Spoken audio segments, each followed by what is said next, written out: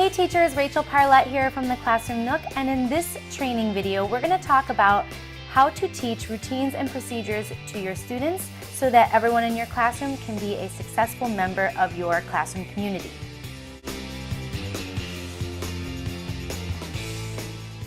At the beginning of the year especially, there are no words that are more important than the words routine and procedure. Without setting your routines and your procedures in place and being very clear about your expectations, you'll spend the entire school year backpedaling and trying to get your students to be on board with your expectations. You really want to assume nothing, especially at the beginning of the school year when they're coming into you and to your classroom fresh, and the previous teacher may have had different expectations, so you really want to assume that they know nothing about how to behave, how to act, how to be a member of your classroom. So you're going to teach a routine, and just to make sure that we're all on the same page, in this instance, a routine is an activity that we ask our students to do day after day. So for example, activities that we ask our students to do in the morning, things like put away book bags, hand in homework.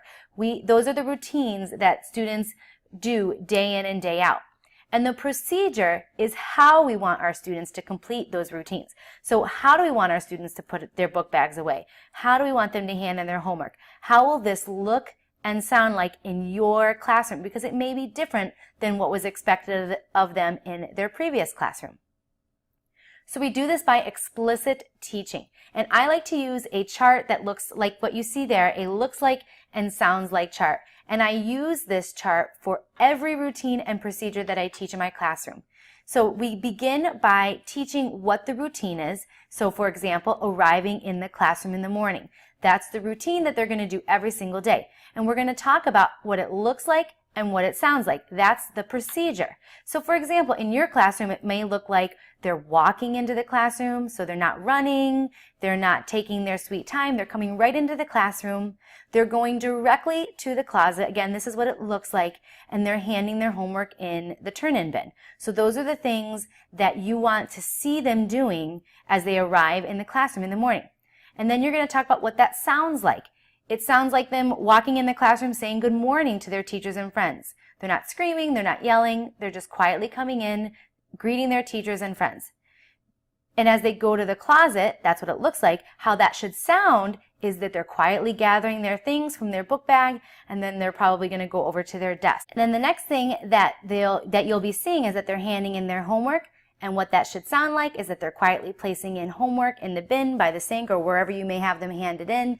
And you also at this point want to maybe talk about what it doesn't sound like. So they're not standing at the homework bin having a conversation with their students. They're just doing the routine and following a specific procedure. So after you teach them exactly what you expect, you want to have intentional practice. So it's not enough just to tell your students what you expect. They need to practice it. Even your older students need to go through the actual motions of your routine and your procedure. So you're going to practice, and then review. And every time you practice with the students as a whole class, you're going to do this kind of in a charades type fashion. You're going to review how did it go, what can they improve on, what were some good things that you saw, things like that, so that they know how they're doing and if they're reaching your standards for that routine and the procedure. And then you're going to practice some more. You want to cover all of your bases. So you're going to teach your routines and procedures for everything, not just the big things that they do in the classroom, but the very small things, right down to things like sharpening pencils, those little things, because if you make sure that students know all of your expectations for everything, there won't be any question about what you expect. You're going to have several different categories of routines and procedures, including behavioral routines and procedures, classroom supplies, so the routines for how to use those classroom supplies and the procedures, transitional movement, things like going to and from specials, coming out of center activities, those types of routines and procedures, and then working and collaborating. So the routines and procedures that you have set in place for when they're working with each other in small groups or as partners. So be sure to print out and download the printables that go with this portion of your classroom management toolkit So for the teacher, you are going to have that checklist that you see there on the left-hand side to make sure that you are covering all of the routines and procedures. There's also a blank routines and procedures sheet where you can add your own for anything that may be very specific to your classroom. And then for the students on the right-hand side, there is that looks like, sounds like chart. Now you may not have them do one of these activity sheets for absolutely every routine, but for the ones that maybe they're struggling with or the ones that you find particularly important, you might have them complete this and then keep it somewhere where they can refer to it, especially as they're getting used to the routines and the procedures, and then they have something to refer to, so there are no excuses for not knowing what your expectations are. So there you have it, classroom management tips for teaching routines and procedures to your students.